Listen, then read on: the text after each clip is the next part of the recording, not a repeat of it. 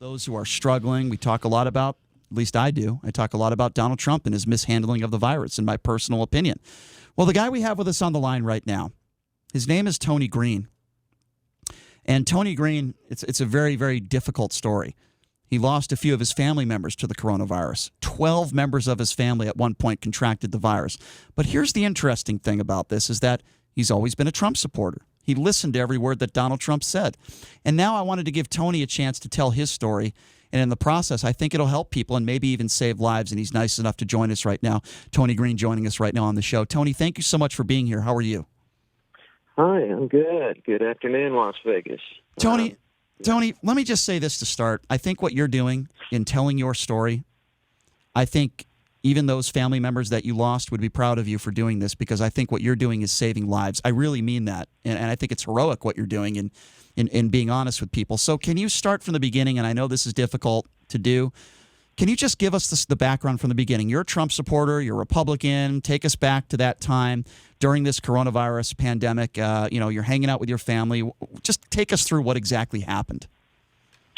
Oh, yes. Okay. Well, thank you for having me. Sure. I'm really glad that I'm able to maybe shed some light on what's gone on in our family and be able to maybe save some others from experiencing the same thing. Just Sure. a quick correction, there was 14 total. Oh, my gosh. Okay. Contracted the virus and 2 passed away. I'm so sorry. What had happened is we'd, obviously been in our period of lockdown for, a couple of months. I mean, there was really anything short of going to a grocery store or a pharmacy. There was nothing going on. And, we're a very close family. Both of our families, we get together pretty regularly. And, when the governor had increased the capacity of restaurants and bars from 50 to 75%, Governor Abbott did that just leading up to the weekend of June 12th.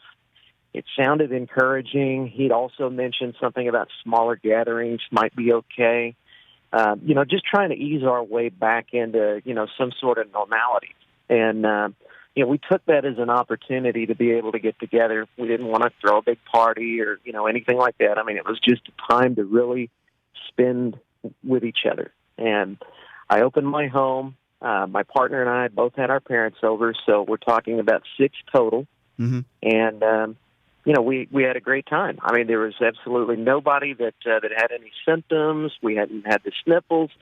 Absolutely nothing, not even a sinus infection. Mm. So we get together thinking, okay, well, we've not been around anybody. Surely we're not exposed, so let's just have this get-together. So we did.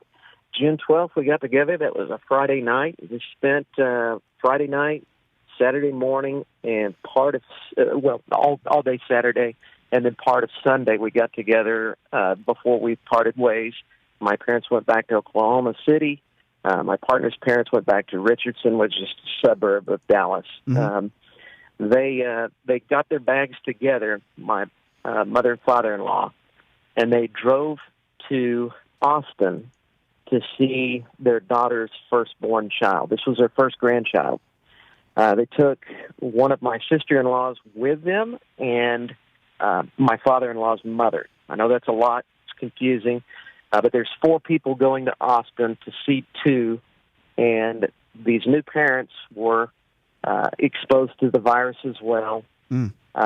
She had the baby. Fortunately, the baby did not come out with any positive tests, so we're pleased with that. My father-in-law went to a clinic. It was like a CVS or a Walgreens pharmacy. They had a doctor on site, and he was having some issues. I guess it was on Monday. Said it seemed like it was kind of a sinus infection, but he was worried, obviously being, they're in close proximity to the others. He didn't want to contaminate the household. If Right. he could avoid that, Mm-hmm. he asked if he could have a coronavirus test. The doctor says, no, you don't need it. It's just a sinus infection. And he says, I don't mind paying for it. And they said, nope, you're fine. Wrote him a prescription for some kind of allergy medicine, and that's about it. Mm. So he goes back. My sister-in-law has her baby, and they immediately start to experience symptoms. And yes, they tested positive for COVID. This is also, by the way, leading up to Father's Day weekend. So my brother-in-law and really his wife, they're experiencing their first, like father-mother celebration, holiday as a newborn comes into their life, and they're sick, and, they're robbed of the joys of, having just experienced this, miraculous event. So, Right. Their doctors, they were able to kind of manage their condition okay, but my father-in-law brought my sister-in-law and his mother back, and then they started to kind of cross-contaminate the rest of the family before anybody, by the way, knew that they had coronavirus. And Nobody ultimately, it was your father-in-law that sadly lost his life, correct? Yes, yeah. It was his mother first. None of us really seem to have a lot of problems, guys. We seem to be, managing the virus pretty well. Mild symptoms. My fever was only at 100.5, and right, because it affects everybody differently. Sure, Tony, because as you know, it affects everybody differently, and you're at a younger age than your father-in-law. I have to ask you this, though, and by the way, I'm so sorry that you had to go through this. During this time, was there any mask wearing? Did you take this virus seriously? Was there social distancing? And no, there wasn't. Okay. Yeah, at first, I took it kind of, as a grain of salt. Trump did, of course, try to downplay it, try to be very positive, and he spoke when he shouldn't have. We'll get into that, obviously, in a little bit. But we didn't see the need. We had been quarantined, basically, in lockdown for, a couple of months, and we're just getting together for the first time. It's family. You're not supposed to hug your mothers, Of course. And yeah, it's a two-story home, but how are you supposed to social distance with family in one home? So, Sure. So no, we didn't. But what ended up happening about the hospitalization, and obviously what turned to the loss of life. This all, of course, happened June 12th. By June 22nd, I was feeling great. I was better. I was around the house doing projects, and on June 24th, my father-in-law ended up in the hospital. Just kind of keep that private, but a lot kind of went on, and he almost checked out right then and there in his home. Oh, my gosh. They were able to drag him to the hospital as fast as they could, revive him, keep him, okay, stabilize him. By that evening, I was in the hospital, too. And what had happened is I just lost all motor functions and just fell forward on my face. What is going through your mind at this time? You have your father-in-law that's in the hospital. You have all these members of your family that have contracted the virus. What is going through your mind at this time? I can't imagine how scared you are. Are you thinking to yourself, oh, my God, this is much more serious than I thought it was? I just want to know what's going through your mind. Well, it really didn't strike me to be all that serious.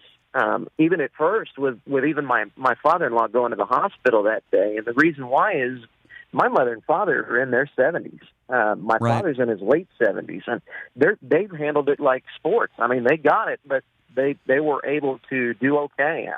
They went to the doctor just to get checked out and, get some things, and, they sent them on their way. But the first episode, with my father-in-law that started on the 24th, that was a little bit frightening, but I was, he's young, he's strong. You still thought the best, and you weren't right. I got you. Exactly. So that evening, when I wake up, I literally wake up in the hospital on a CT machine. Oh wow! And there's just a medical team that's in front of me, just surrounding the machine, and they're observing.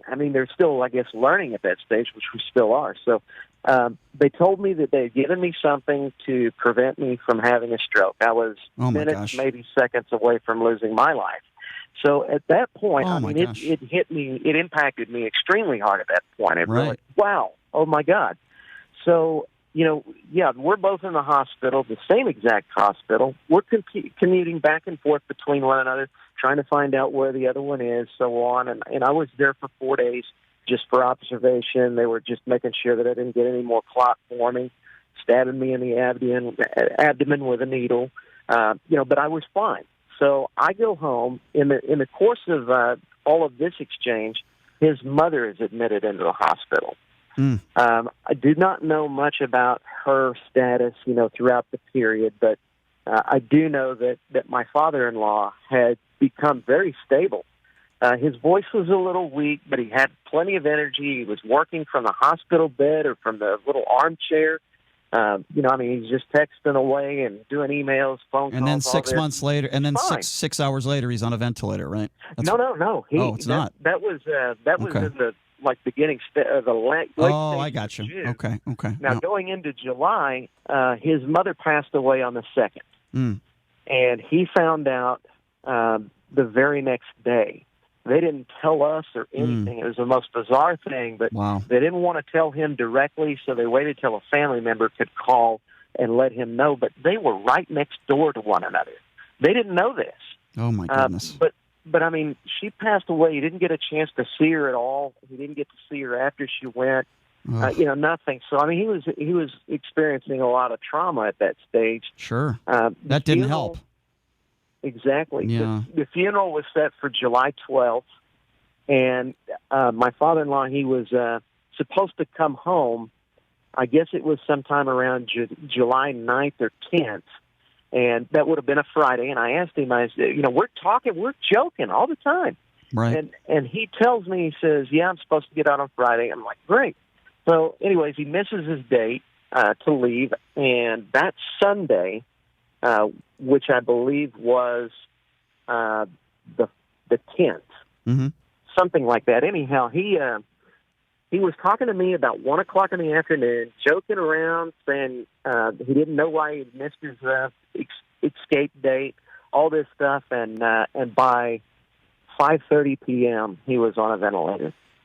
Oh, and you never spoke to him again after that. No, obviously. that was my last time. So let me just say, I'm so sorry for your losses. This is horrible, and 14 members, of course, contracting the virus. So we have the background on what happened before, and obviously the pain and suffering that your family has gone through. So I have to ask you this. I know that you're a Republican, and I'm not trying to make this political, but I know that you're a Republican and you were a Trump supporter. Is there something that he could have done differently that you think could have saved the lives of your family members and could have changed the outcome? What would you say to that?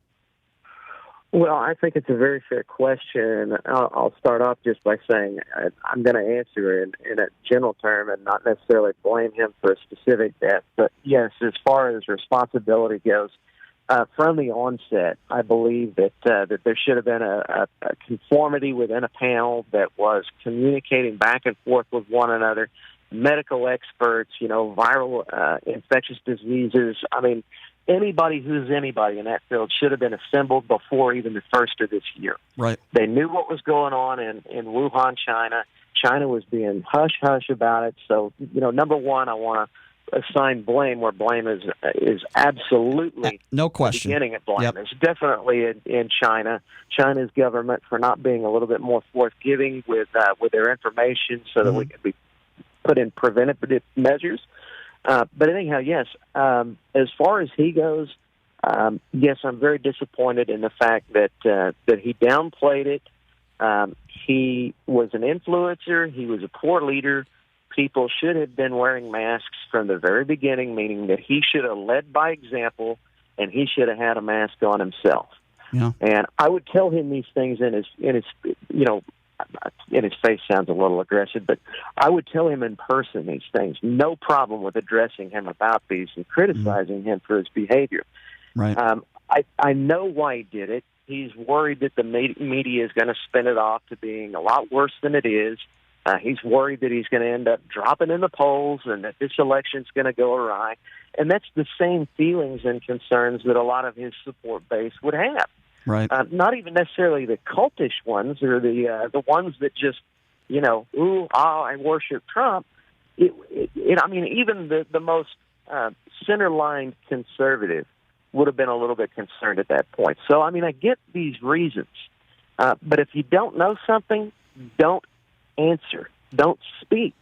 Leave it to the professionals or the people that know. Let them agree. Let me ask you this, though. Let me ask you this. And by the way, if you're just joining us, we're speaking with Tony Green. He is a COVID survivor. Sadly, there are a few members of his family that did not make it, including his father-in-law. 14 total members of his family that contracted the virus.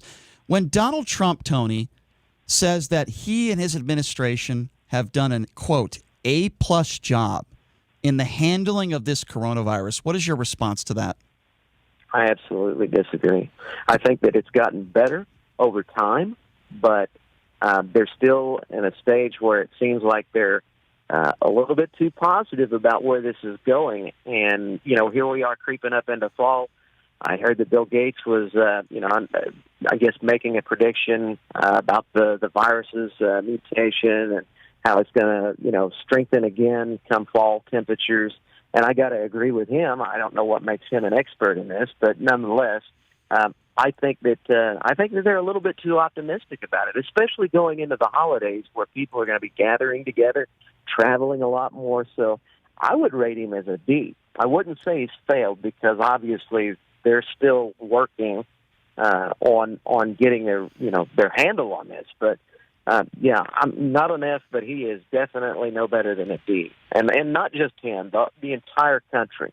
Blame needs to be assigned evenly between, local, state leaders. It's not just a federal issue. One of the things that I think is extremely disappointing is the lack of conformity between the governors. If we were going to shut down, it shouldn't have been a mayoral issue. It shouldn't have been a district issue. It shouldn't have even been necessarily a state issue, other than the fact that we're unified and we're all going to shut down. Right. It just makes no sense when there's freedom of travel. And I'm not trying to restrict anybody's, freedoms or rights or anything like that. But if people are traveling throughout the country, then it stands to reason that that's how the virus spreads. Well, the problem is, the United States is obviously a country where we have 50 states and they're all sovereign. You mentioned the levels of leadership at the local, the state, and the federal level. Do you think that non-essential businesses or that essential businesses should have been shut down as well? Because I feel like they should have. I think that this virus was going to spread regardless. And we locked down, I think, 2 days after there was actually, because it was declared an epidemic, isolated roughly in Wuhan, China, until March 11th. At that point, it was declared a pandemic. Even before that, you mentioned masks. Anthony Fauci, the Surgeon General, Jerome Adams, they both said that on multiple occasions that masks were not really necessary for anyone that wasn't a health worker, and so that messaging was mixed. But what else do you think we could have done to actually shut down the economy to prevent the virus from spreading? Well, you mentioned that about how there's just discrepancies across the board, and there were. It didn't seem like anybody was on the same page with one another. They'd all be standing next to President Trump saying one thing. The next thing you know, they'd be off giving an interview 5 minutes later, independent of everybody else, and contradict themselves. So, there was a problem with that. There was also a problem with the media in general, because we've heard so much negativity about this administration. Negative, negative, negative. Nobody wants to cover the positive, right? Except for Fox News, and of course they are very slanted to the right. So it's like, come on. I mean, we can't get any truth. I mean, we get nuggets of truth. And unfortunately, because we have trusted, the leader that has done very well thus far in many respects, we're trusting that he's got the right information, and the media is keeping that information at bay. There's some concern about that. So, the credibility of the media was really, really shot. So, but to answer your question about shutting down the economy, if commerce completely stops, I mean, in 9/11, back in 2001, they ceased trading. It ended. We can't completely lose everything and everything just plummet because of a crisis, okay? Well, they ceased trading, and it worked fine. They ceased traveling, air travel, for how many weeks after that? I don't even recall. But the point is that they were very efficient in making sure that major things were done to preserve and protect. I wanted to ask you this. What was wrong about this particular instance? And I mean, everything. Rent should stop. If mortgage people can, stop collecting, for their, mortgage monthly payments or whatever, then that should have been extended even to no the question. renters. Yeah, there's Nobody's no question, and I agree with you. Not everybody was all on the same page. Tony, because we're close to running out of time here. We only have a few minutes left. I want to ask you this question. I think it's very important. Sadly, you and your family have suffered from this coronavirus. You've lost 2 members of your family. 14, as you said, contracted this virus. What do you want to tell people out there? Those people out there maybe that go out in public and continue not to wear masks. Those people out there that say this is still a hoax, that do not think this virus is real, that want to downplay the deaths, that say, well, not 220,000 people haven't died. That's not true. Those deaths have been inflated. Those types of people, Tony, I want you to talk to them right now. What would you want to say to them? Absolutely. Take it seriously. I'm not doing this for entertainment. I have better things to do. Obviously, I don't want to cause any more conflict or hurt in anybody's lives than what they've already experienced. But take this seriously. I'm doing this to stop the spread. Right. By the way, I'm more of a writer than I am a speaker, so I'm a little bit slower to talk. But I've got a website, theopiniontable.com. It's got our entire storyline that starts from the beginning and goes beyond. My story that's coming out this evening is why I'm still voting for the man that killed my family. So I hope that people will take the time to read that. There's a lot of very important information that's going to be presented there, but I am extremely critical of the president and his handling of this in detail. So I urge your audience to go there to look so that they can get the full story. Absolutely. Just take this seriously. Yes.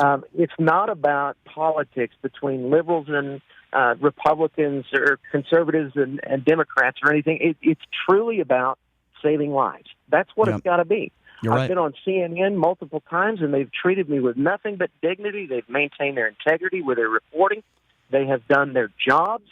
And I'm telling you that people have got to start listening to authority, or it's going to get a whole lot worse. Tony, that is so well said. It's theopiniontable.com.